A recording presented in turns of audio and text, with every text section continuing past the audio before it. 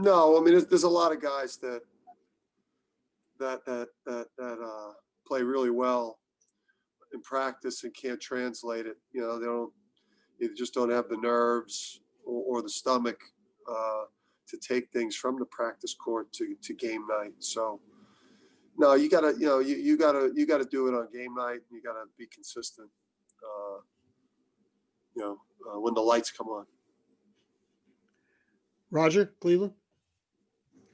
Along those lines, Dan, you said after the DePaul game that it would be good to have a few days period where you could figure out better how to organize and run your offense without James.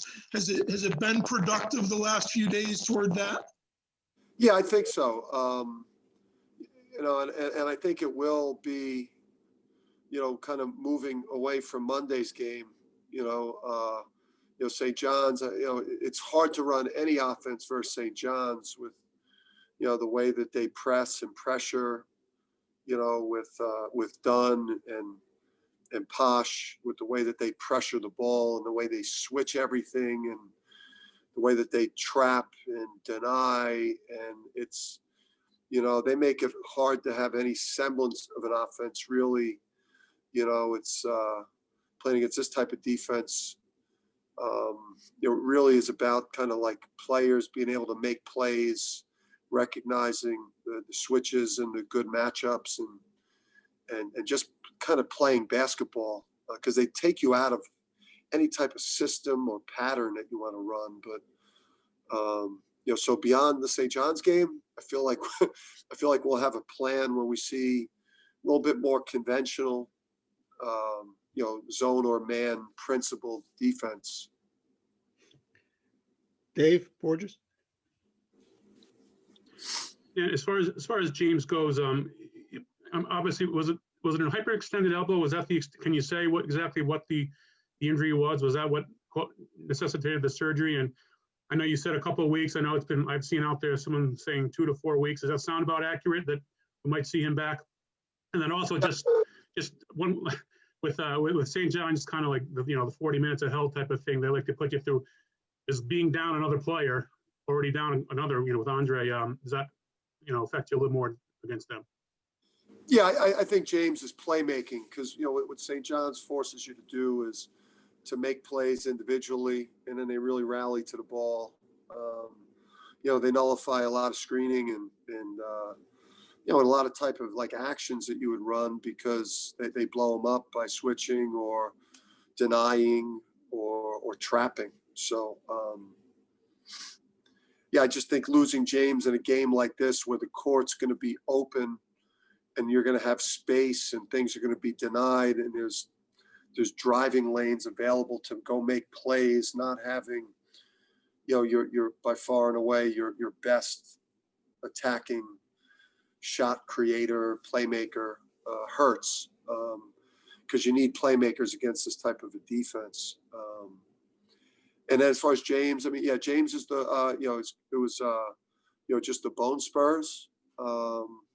And I think that like, that 4-week window, maybe a little bit before, a little bit after,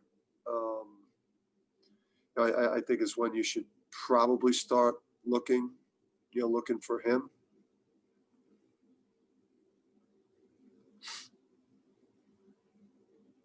Dom? Dan, how is Andre progressing? Is he still in that 4 to 6 timetable? Is he on schedule? How's he doing? Yeah, I mean, he's got a big appointment early this week. He's doing some shell type of things, and obviously with James out, this would have been a beautiful opportunity to to really get Dre some experience. So hopefully his appointment goes well this week.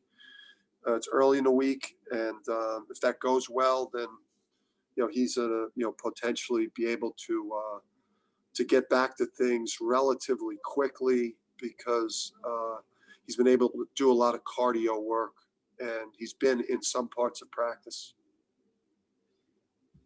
Danny Barletta? Hey, Coach. Julian Champagny has really had a great season for St. John's. Definitely in the conversation for Conference Player of the Year. I'm wondering what are your thoughts on what you've seen from him over the course of the season through film and stuff? Yeah, matchup nightmare. Scoring it at all three levels. You put your 4 on him, he's going to face him up and take him away from the basket into the deep water. You try to play smaller on him, he could go in the post. He's a good cutter, gets on the offensive glass. He's really just a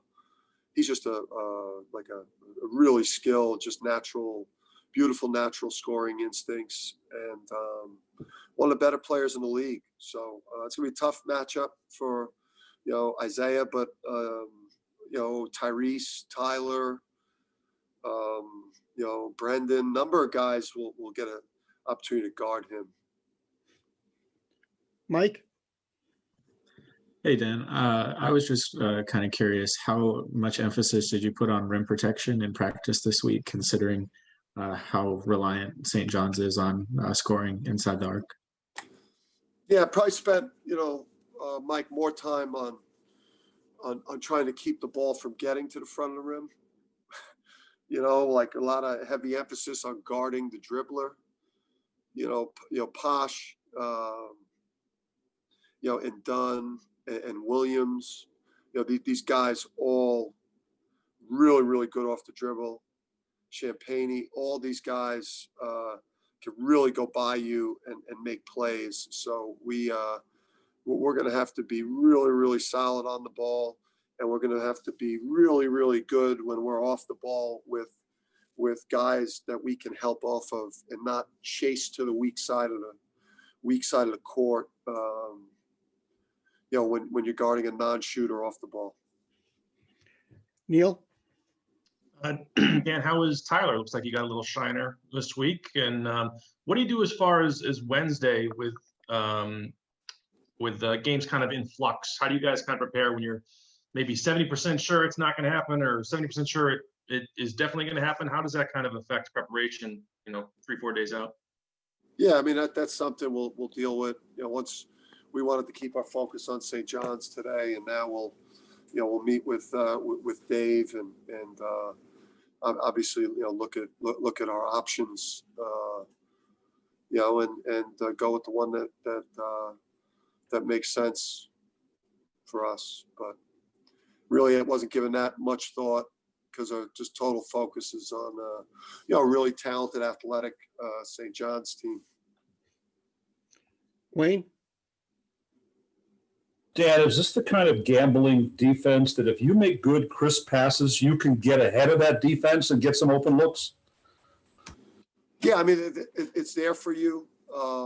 You got to be sharp and crisp, and you can't float anything. And you've got to meet every pass, and you can't dribble casually because they're one of the best teams, at getting, back tips, run you down. When you think you have an opportunity in the open court, and Posh and Dunn will run you down. They do an incredible job of attacking the defensive rebounder, and trapping the defensive rebounder or trying to make a play on your bigs when they defense rebound the ball before you could get in transition. So, yeah, I mean, if you're really, really sharp and on it, there'll be opportunities there. If you're not sharp, if you're a tick off, it could be just a really long afternoon. Dom?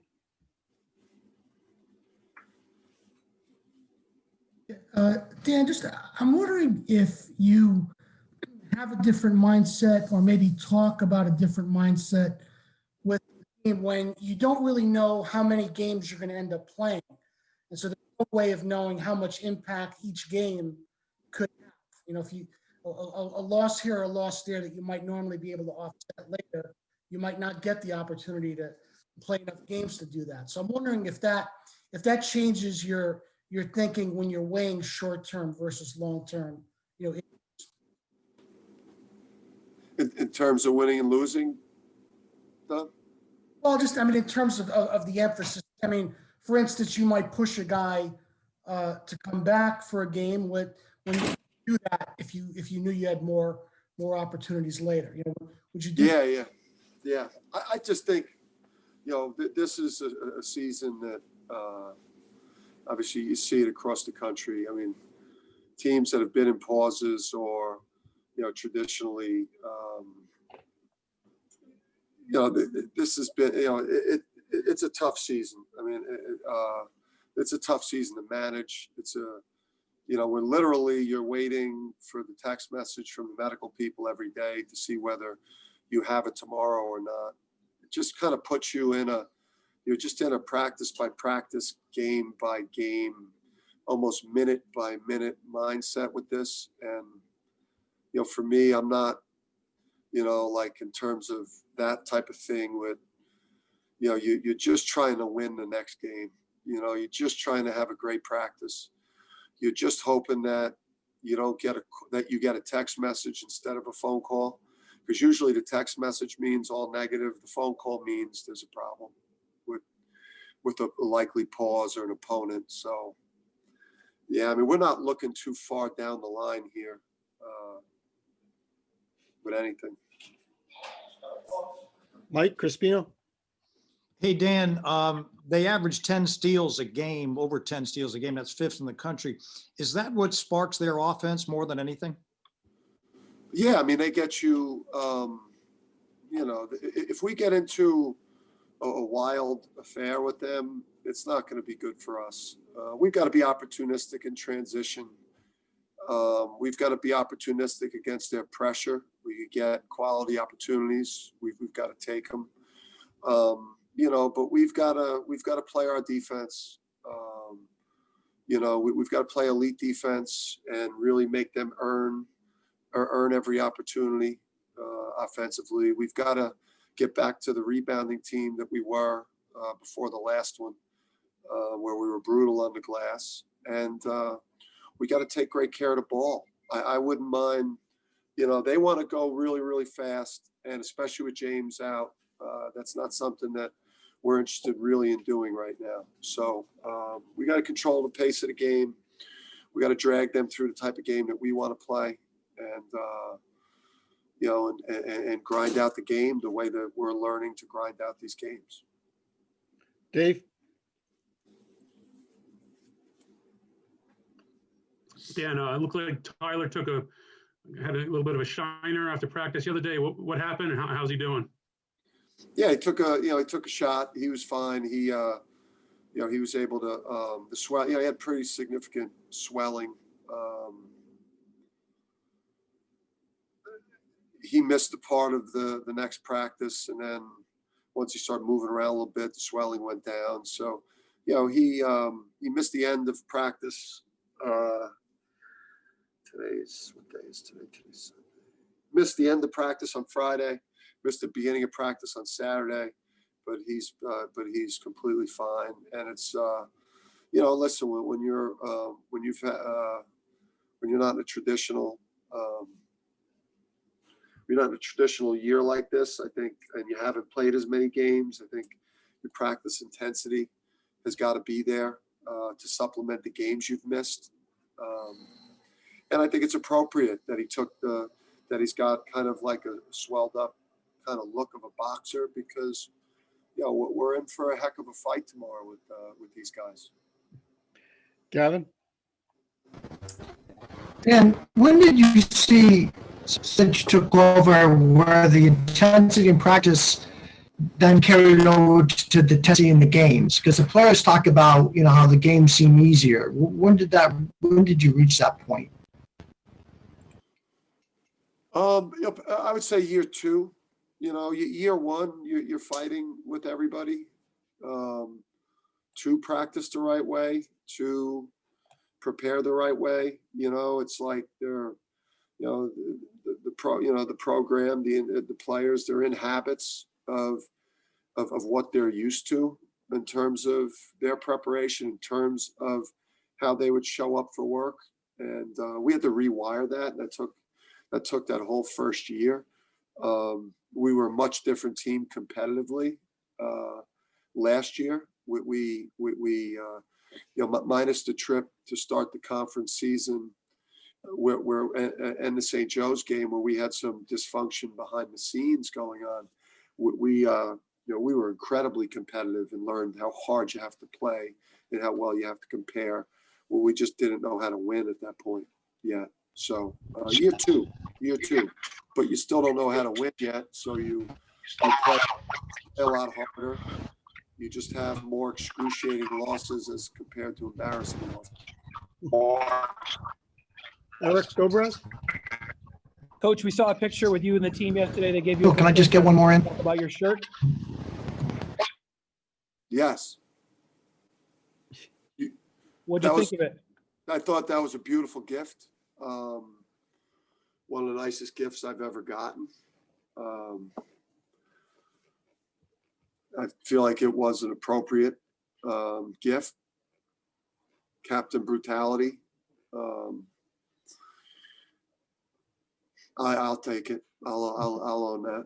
That's who I have to be most days, because it's especially when things are going well. It's human nature for people to relax and let their guard down, and that's where my alter ego, Captain Brutality, has got to enter the scene and get everyone back on edge, because this thing could turn on you quickly. Once you relax and start feeling too good about yourselves, the sports will get you. Gabby? What I want to know is, what are Captain Brutality's superpowers?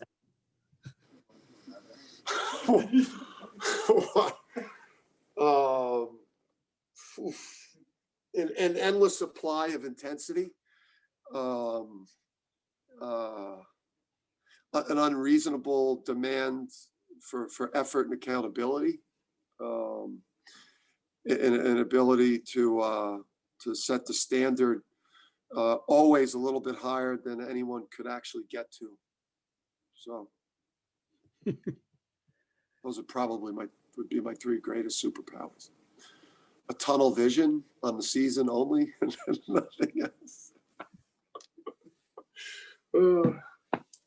Gavin, last one. When you're, ripping things up in practice, how do you figure out? Your Wi-Fi's brutal. I know. You live in Tallinn? Because Tom Moore has problems. No. Well, I'll give it a shot here. All right, I got you. How do you know when you've gone too far in practice as far as the? How do you know when you've gone too far in practice as far as the intensity? Like, there must be a line there where you know you've gone too far. Yeah, we're not close to that. So I don't know if you've gotten one of these players to talk off the record, but we're not there. I mean, we practice hard. We just demand that that everything that we do, that you give us.